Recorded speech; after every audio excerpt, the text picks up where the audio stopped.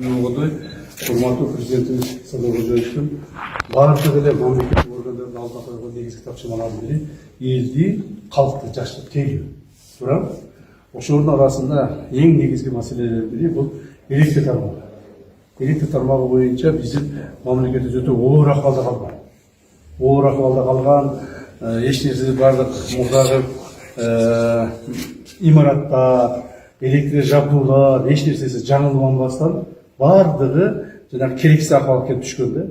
Мына акыркы 3-4 жылдан бери ушул маселе боюнча катуу жумуштар жүргүзүлүп, эми мына азыр оңола баштады. Туурабы? Эгер ушуга чейин мына жанагы оңдоо иштери менен жүрсөк, эми оңолуп, мына өркүндөп өсө турган маалга эми келдик. Ушуга чейин азыр мына биздин мамлекетибизде ушул электр тармагы боюнча президентибиз койгон негизги тапшырмасын аткара баштадыңар деген ойдобуз. Ошондуктан мына быйыл дагы кыш келе жатат, андан сырткары суубуз быйыл аз, чын айтыш керек. Бирок ошого карабастан мамлекетте эч жерде свет өчпөш керек. Элдин жашоосуна оорчулук келтирилбеш керек. Ошонун баардыгы биздин электриктерге, энергетиктерге тапшырмасы.